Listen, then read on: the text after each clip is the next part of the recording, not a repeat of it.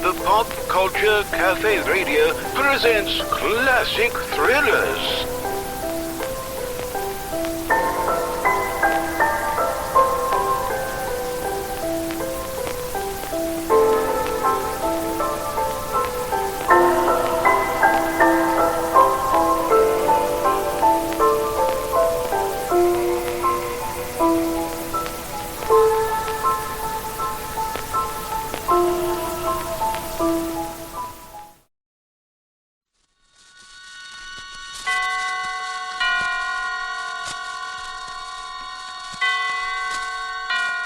Roma Wines present Suspense.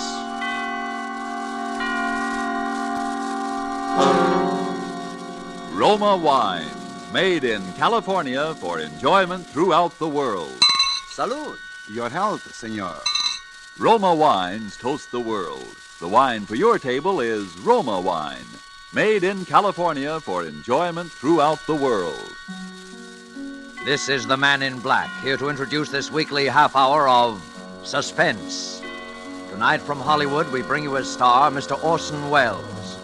This will be the first of two consecutive performances by Mr. Welles, in which he will appear as the protagonist of Kurt Siodmak's novel, Donovan's Brain. The producer of Suspense and its sponsors, the Roma Wine Company of Fresno, California, feel that this story is so unusual that it merits more than our usual time. So in somewhat of a departure from established radio formulas, we will bring you the story of Donovan's Brain in two parts. Part one you will hear tonight, and part two next Monday night at this same time. Before we take you to the scene of our drama, let's take a little journey of a different kind. We'll let a bottle of Roma wine serve as Aladdin's lamp. I touch the label, and presto, we are all transported to that capital of gaiety, Havana, Cuba. And now we find ourselves in the charming Pan American Club. At a table nearby, an American has just voiced his delight at the uncommon beauty of the scene. And then his Cuban companion responds, "Well, you in America also have much that is uncommon to boast of. Such as this marvelous tasting wine we are enjoying this minute. To enjoy uncommon fine quality, Cuba imports this wine from your own distant California. It is your superb Roma wine. Now just realize what it means when other countries import Roma wines from such great distances.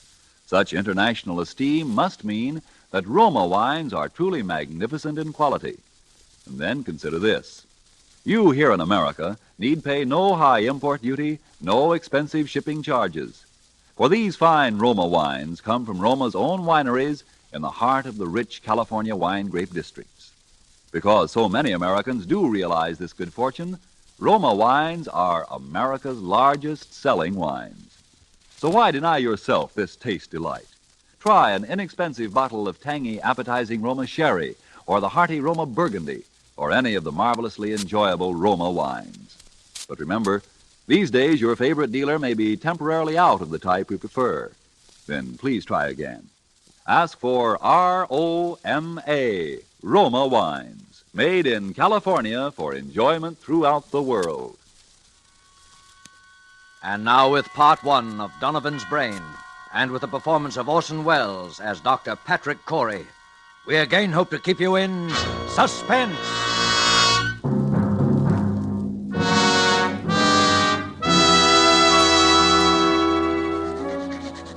As I sit now outside my laboratory door writing under the heading Experiment 87, this final entry in my casebook, I know that these are the last words I shall ever write upon this earth. I neither ask nor expect forgiveness now or hereafter. But for those who seek some explanation, I refer them simply to this casebook. Let them read it carefully from its first entry on that ill-starred day of July the 13th.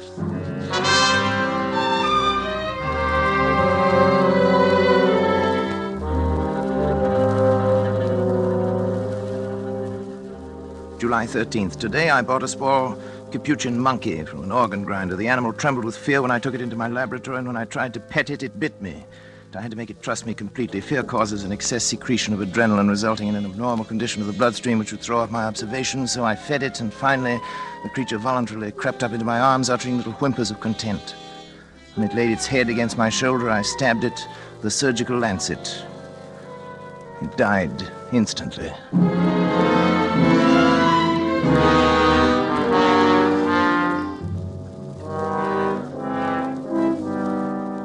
Well, David, what do you think of it? Well, it's pretty amazing, all right. See what I've done, don't you? I think so. You think so? Good Lord, don't you know? Well, after all, Dad, I'm only a second-year medical I know, student. but what of it? I was a second-year student. Who is it? It's me, Janice. Come in, darling. Patrick, Dr. Schrott is here to see you. Oh, come on in, Doctor.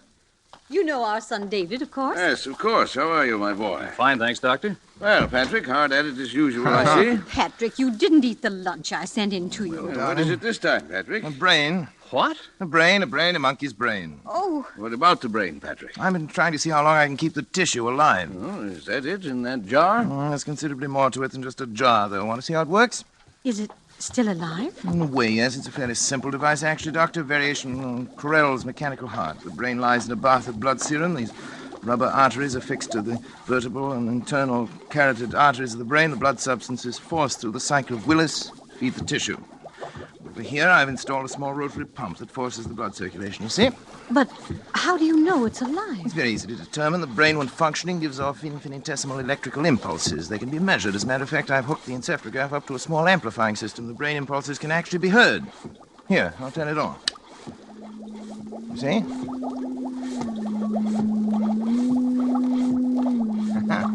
Quite effective, isn't it? Yes, it's effective.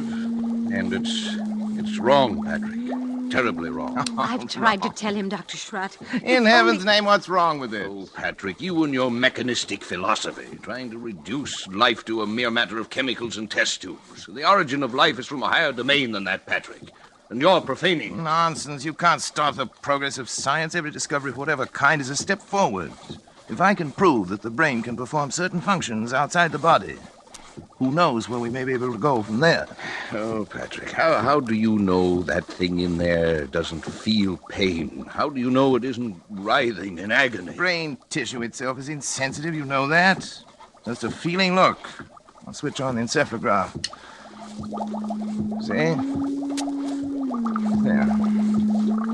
Notice the faintness of the amplified alpha rays. Notice the comparatively slow rate of pulsation now. Notice what happens when I tap on the glass jar.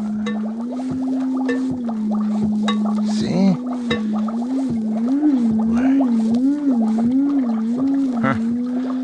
It feels. It thinks. I wouldn't go so far as to say that, but it certainly shows marked reaction to an external stimulus. I wouldn't have believed it possible. The trouble with you, Schrott, is that you don't really believe in science. Have it your own way, Patrick. That's when you can manufacture love and sympathy and kindness in a test tube. I'll be back. You leaving, old boy? Yes. Patrick. Do me a favor, Patrick. Shut off the pump and let that poor thing in there die. Let it die. Oh. If it were within my power to grant, that little brain would live forever.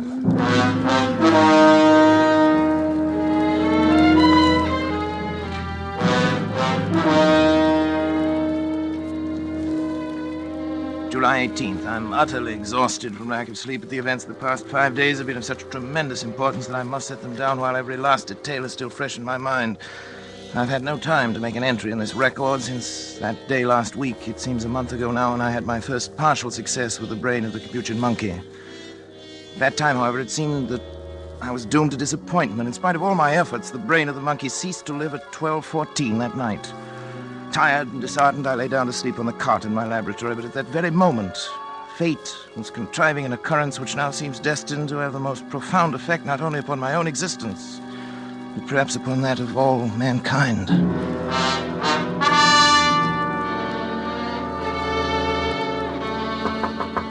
Hello? Hello, what is it? Dad! Oh, David, come in. What's the matter? It's Dr. Schrott. There's been an accident or something. He's pretty upset. All right, I'll come. Oh, Patrick. Patrick, Sean. thank heavens, my boy. What's the matter, old boy? There's been a plane crash on the mountain. Only one of them was left alive, and I've brought him this far, but he needs an immediate operation. Sorry, that's your job. You're county physician. Patrick, it's multiple fractures of both legs. The arteries are severed, and the legs will have to be amputated. You're not in any shape to do the job. Well, Well, that's not my fault. Take him to the Phoenix Hospital. I'm not going to take responsibility. I'm it's sorry. too I far. really can't We'd help never it. get there in time. Patrick, please. It may mean a man's life, and Your job as county physician. No, I'm not thinking of that, but it's an important man. William H. Donovan. Donovan? The Wall Street Donovan? Yes. You've got to help me, Patrick. Donovan. What are his chances? About even if we hurry. Well, bring him in. Oh, thank you, Patrick. Thank you. You'd better get some things on, David. You may have to help.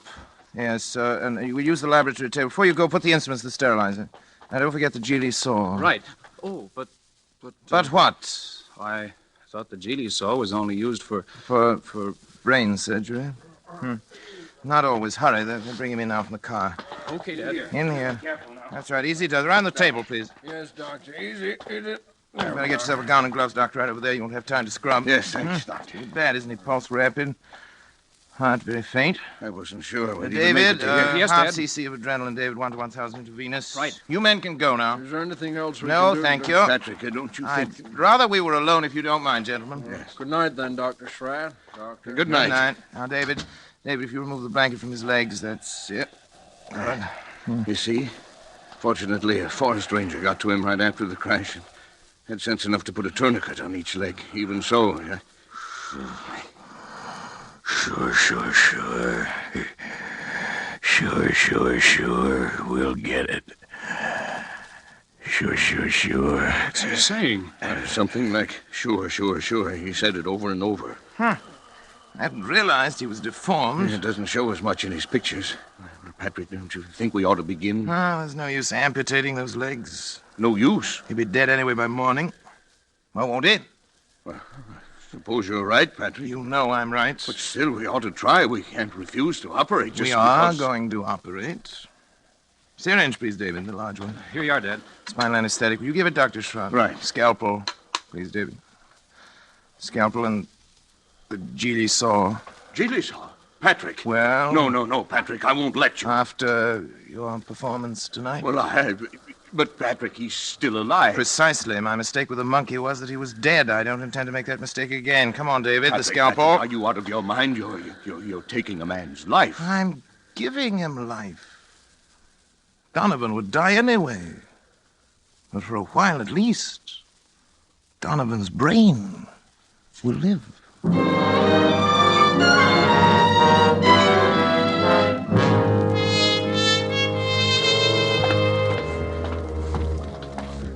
We'd better hurry. They'll be coming for the body pretty soon. You can go now, David. I David, think I will, then.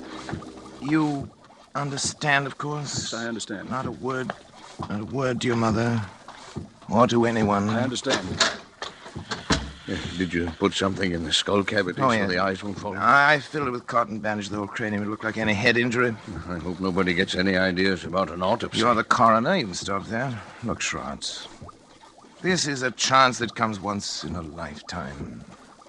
William Donovan had one of the greatest minds, has one of the greatest brains in the world today. And now you have it. It's Turn on the madness, Patrick. encephalograph.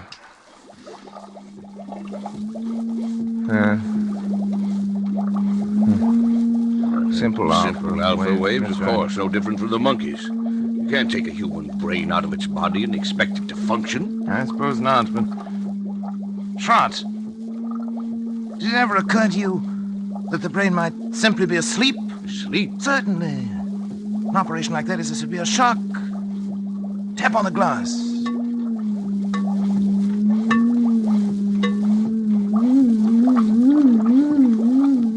Good Lord, Patrick. Delta waves. It was asleep. You woke it up. It's actually You conscious. see, the three of us conducting this experiment now. You, and me, and William Horace Donovan.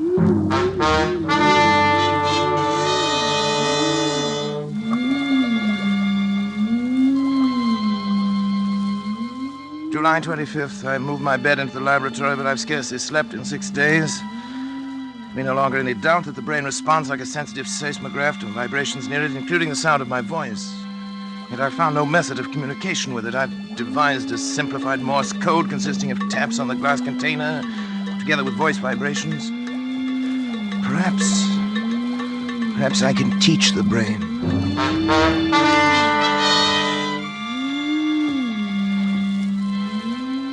July 30th, Schrott has come to stay with me, half out of a feeling that he shares with me a common guilt, half out of scientific curiosity. I've scarcely seen him, and both David and Janice have been avoiding me. Not that I really care. I've been tapping out my code on the side of the brain's container endlessly, day and night, over and over, 1,000 times, so that a baby could learn it, if the brain can learn. I sleep only when the brain itself falls into exhausted slumber. When it wakes again, I resume my tapping.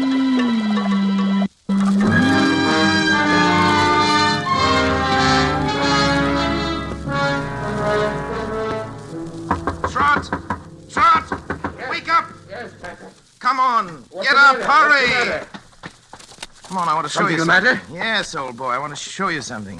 Patrick, you look like a ghost. Where are we going? Back to the laboratory. I can't believe it myself. I may have been dreaming delirious. What's happened? Come on. You hear that? Delta waves. Seems disturbed. You've got to check my observations for me. If my reasoning is wrong, tell me. I can't be sure of anything anymore. Yes. Now listen carefully. You'll know that I've been trying to communicate with the brain in code. Now, if I were able to cause a distinctive pattern of the brain's delta waves by a specific command in code, if the brain responded with the same pattern of sound each time I issued the command, it would prove that I'd succeeded in communicating with the brain, wouldn't it? Yes, Patrick, I think it would. Now, listen.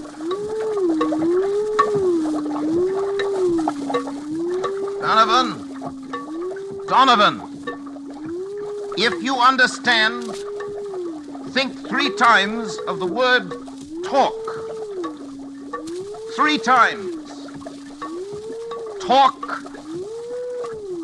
Talk. Talk.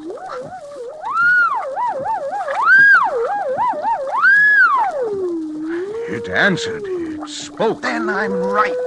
It's true. This thing has learned to talk. To talk.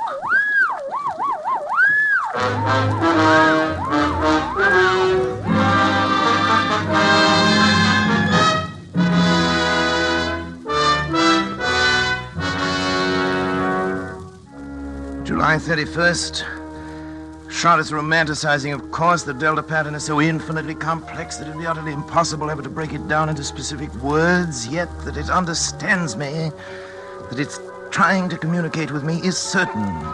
Schott suggests mental telepathy, that I try to make my mind a blank, as the mediums call it, while at the same time increasing the energy content of the plasma that feeds the brain in the hope of stepping up the brain's electrical potential as one would step up the power of a radio station. Naturally, telepathy is nonsense, but the feeding theory intrigues me. I shall try it.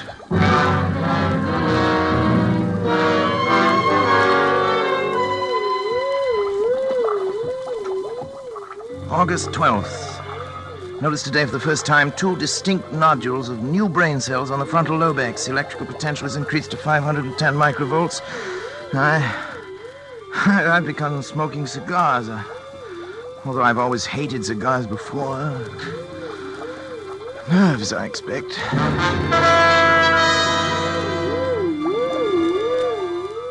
August 22nd, nodules still growing, electrical potential 1450, but no observable results. Lately felt a compelling urge to know more of Donovan's life and have collected every available scrap of information about him. A strange man he was. Strange, ruthless, actually evil in many ways, but nonetheless an extraordinarily brilliant mind.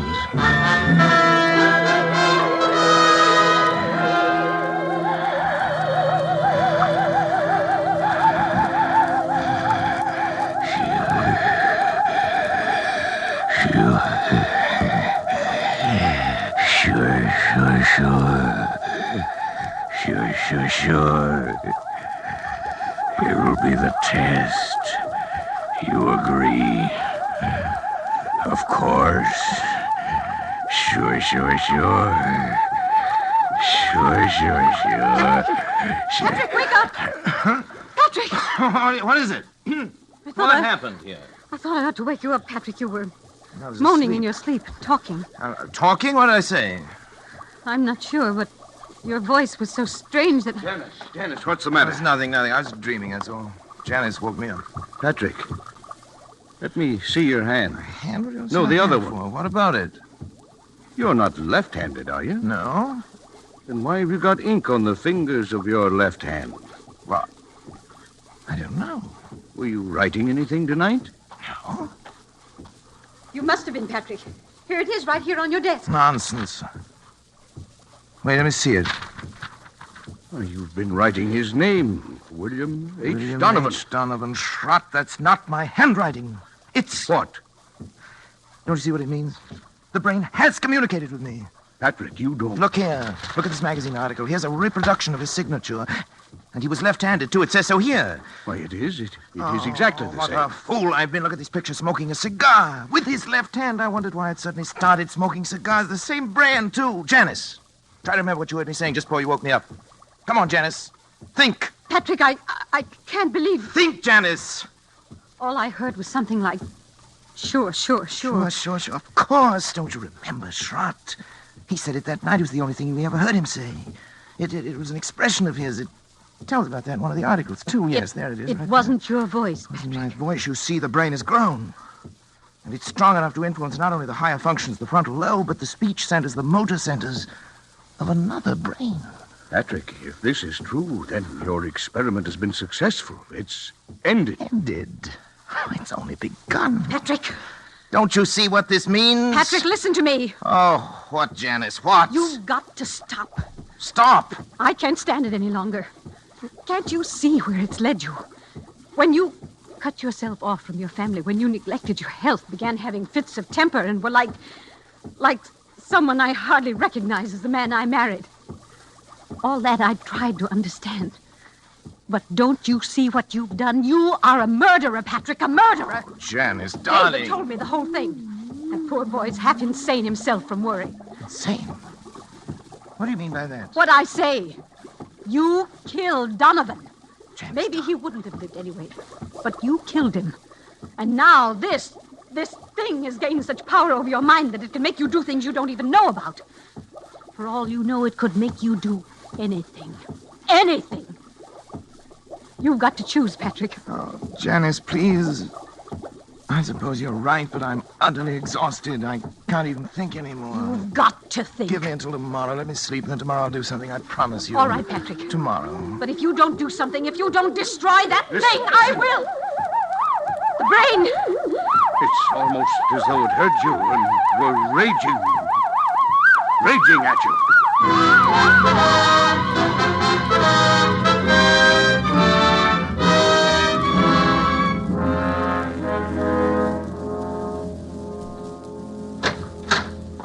This way, please, Dr. Come Corey. on, darling.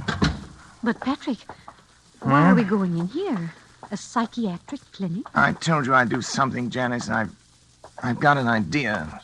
You mean you're having yourself psychoanalyzed? Well, something like that? Something like that. I'll tell you about it later. First, I want you to talk to this man alone.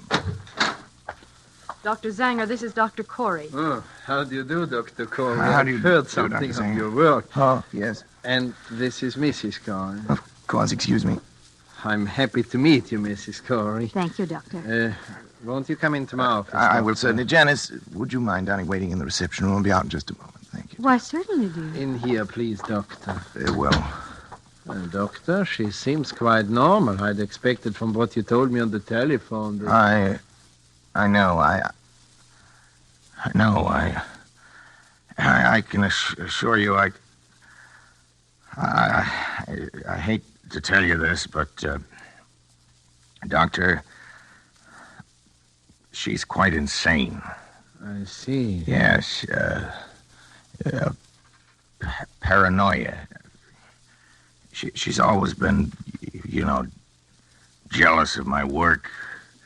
And, well, last little while she's got a delusion that she thinks I've made some kind of a monster up in my laboratory that controls my mind and controls my actions.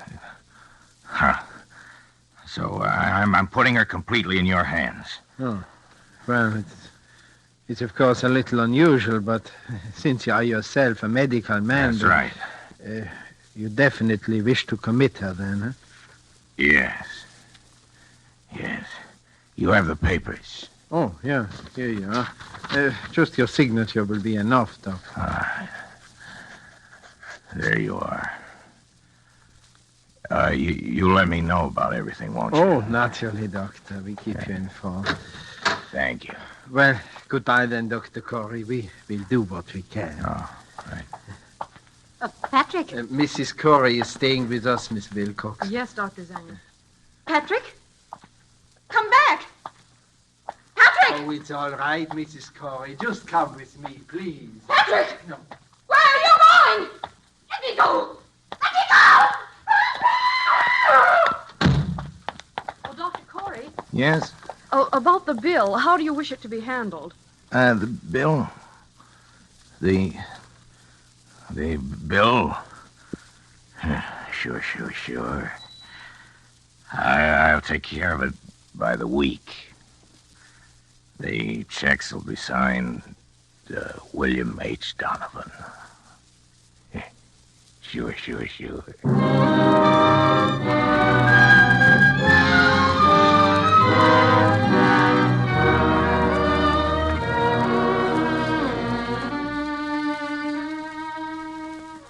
August 20th. It's nearly 3 weeks now since Janice went away. I can't understand how she could have left me just when I needed her most. When I try to question Schrott or David about it, they only look at me strangely and change the subject. Clearly, they too now are in on the conspiracy. Sometimes it seems the only person I can trust is Donovan. The brain communicates with me more freely now each day. I know it has some great plan in mind for me, for both of us.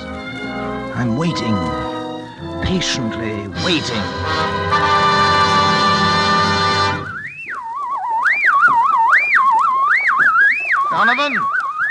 Donovan, I'm listening, Donovan. Don't be angry, Donovan. I'm trying to understand. I'm listening, Donovan. I'm listening. I'm listening. Sure.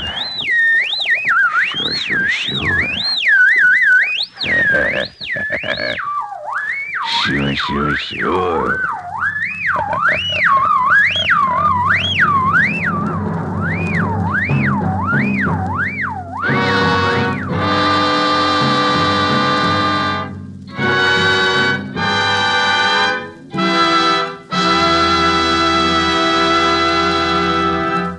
And so closes Donovan's Brain, Part 1, the first of 2 half-hour presentations of Kurt Siodmak's story, presenting Orson Welles as star of Suspense. Suspense is produced and directed by William Spear. We sincerely hope you enjoyed the performance of Orson Welles and that of the whole cast tonight in our Roma suspense play, and that you'll make a note to be sure not to miss the completion of this story next week. The Roma Wine Company would like to express its thanks for the many letters of appreciation from listeners which we are constantly receiving saying how much you enjoy these broadcasts. And here's a thought. To discover the enjoyment these suspense programs offer, you first had to sample one. And so you must first sample one of the many delicious Roma wines to discover for yourself their wonderful taste and quality, the excellence that makes Roma America's largest selling wines. You'll discover, as have other millions before you, that Roma wines are super quality, are super tasting, and are super easy on your pocketbook, too, costing only pennies a glass. Be sure you get R-O-M-A, Roma wines, made in California for enjoyment throughout the world. The greatest and most profitable investment you can make in your country's future is to buy war bonds. Don't forget, then, next Monday, you will hear Part 2 of Donovan's Brain, starring Orson Welles, in the completion of this remarkable tale of Suspense. Presented by Roma Wines, R-O-M-A, made in California for enjoyment throughout the world.